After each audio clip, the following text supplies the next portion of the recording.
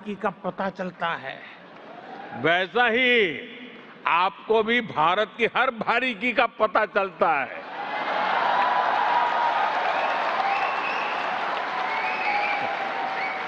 और यही बात हमें सबसे खास बनाती है। भारतीय देश से बाहर जिस देश में रहते हैं, वहां उस देश की प्रगति में पूरी तरह मदद करते हैं और अपने देश की विकास की भी जानकारी रखते हैं। साथियों,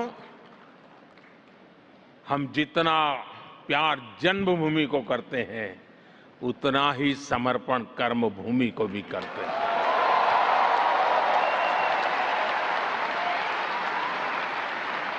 साथियों,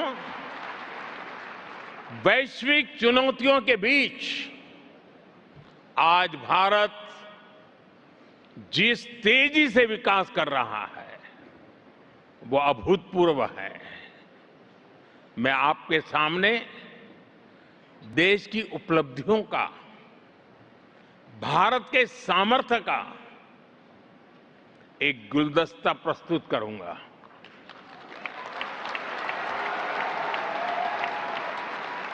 ये गुलदस्ता मैं आपके लिए लेकर के आया हूं।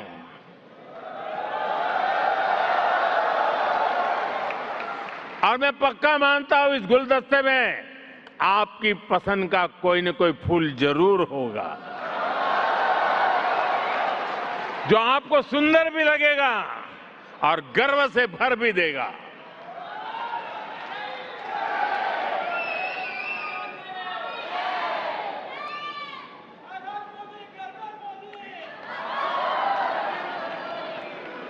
तो आप तैयार हैं?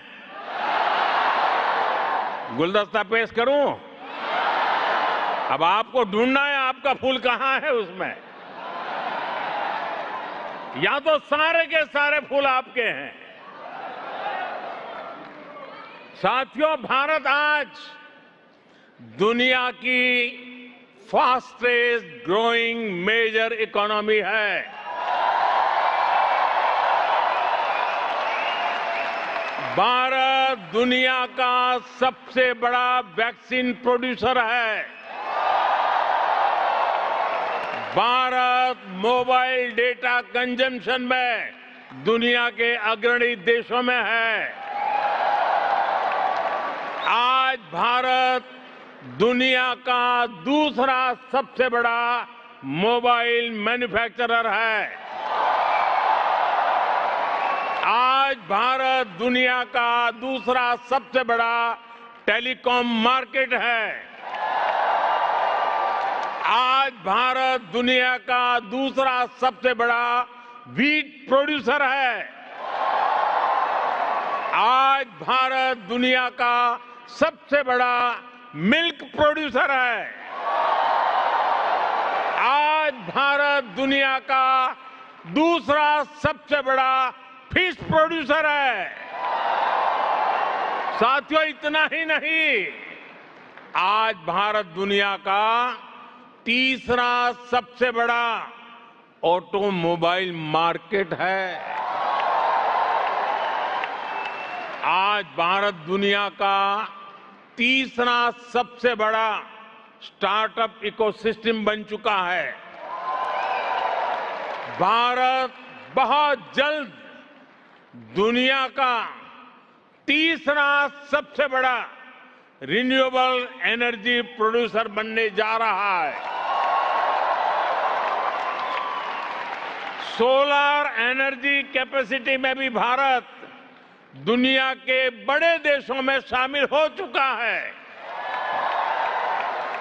साथियों, आज का भारत दुनिया को विकास के नए मॉडल भी दे रहा है। आज भारत दुनिया के सबसे बड़े डिजिटल आइडेंटिटी प्लेटफॉर्म का सफल संचालन कर रहा है। आज भारत में यूपीआई के माध्यम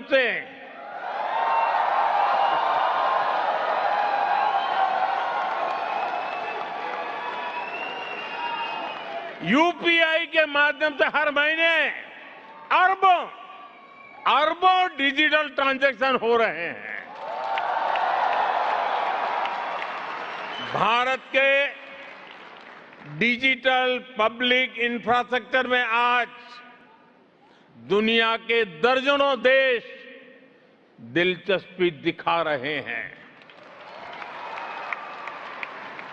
ड्रोन टेक्नोलॉजी और स्पेस इकोनॉमी में भारत नई ऊंचाइयों को छू रहा है।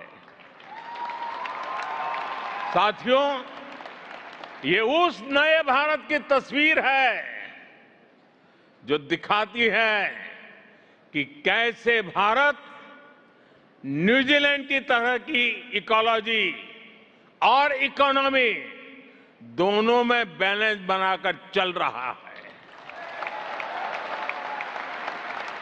साथियों, भारत की इस ग्रोथ का एक और पहलू भी है। ये पहलू हमारी विरासत है, हमारी हेरिटेज है। भारत जितना महत्व अपनी इकोनॉमी और इकोलॉजी को देता है, उतना ही फोकस अपनी हेरिटेज पर भी करता है।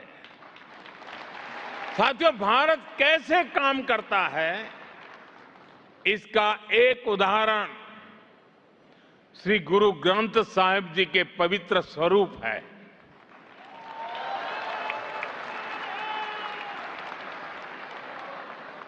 जब अफगानिस्तान में संकट आया तो हम गुरु ग्रंथ साहब के पवित्र स्वरूपों को पूरे मान के साथ भारत लेकर आए।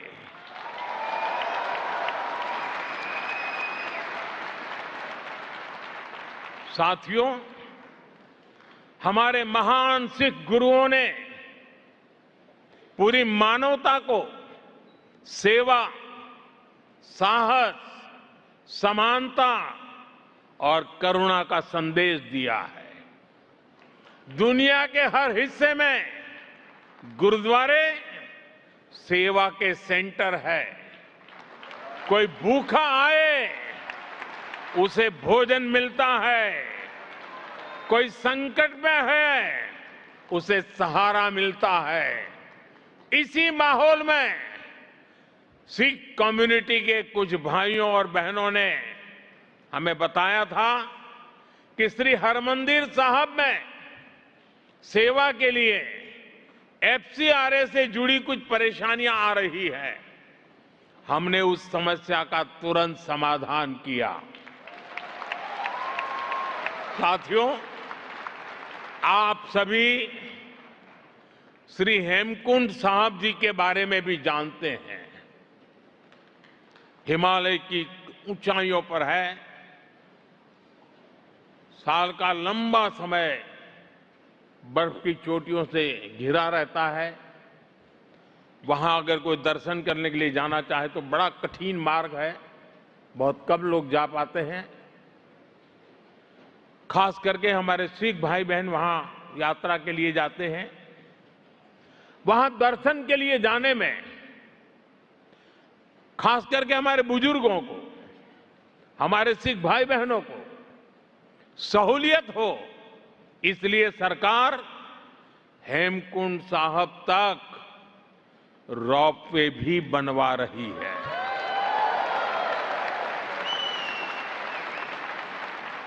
साथियों, हमारी ही सरकार ने साहिबजादों के शौर्य और बलिदान की अमर स्मृति में 26 दिसंबर को, प्रतिवर्ष 26 दिसंबर को भारत में वीर बाल दिवस मनाना प्रारंभ किया है। आज यह दिवस पूरे देश के लिए प्रेरणा का पर्व बन चुका है। आज केरलम से लेकर असम तक बच्चा बच्चा भी चारों साहिबजादों और माता गुजरी के बलिदान के बारे में जानने लगा है। वीर बाल दिवस ने भारत के अनगिनत बच्चों के मन में, युवाओं के हृदय में अटूट साहस का संचार किया है। साथियों, मैं आपसे पवित्र जोड़े साहब की भी बात आज करना चाहता हूं। मेरी सरकार में मेरे एक साथी हैं, श्रीमान हरदीप पुरी जी। पुरी परिवार के पूर्वज श्री गुरु गोविंद सिंह जी के सेवादार थे। हरदीप पुरी जी ने मुझे यह बताया था कि उनके परिवार ने श्री गुरु गोविंद सिंह जी और माता साहिब कौर जी के जोड़े साहब 300 साल से संजो के रखे हैं।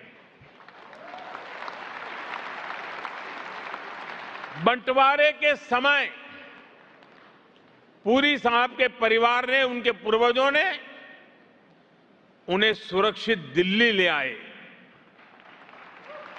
पवित्र जोड़े साहब को उनका परिवार सिख संगत को सौंपना चाहता था, जिससे कि ज्यादा से ज्यादा लोग इनके दर्शन कर सके। फिर हमने एक समिति बनाई जो सिख परंपराओं को जानते हैं, जानकारों की हमने एडवाइस ली और हमने निर्णय लिया कि इन पवित्र जोड़े साहब को वहां ले जाया जाए जहां श्री गुरु गोविंद सिंह जी के चरण पहली बार पावन भूमि पर आए, जहां उनका जन्म हुआ, यानी हमारे श्री पटना साहिब। मुझे बहुत खुशी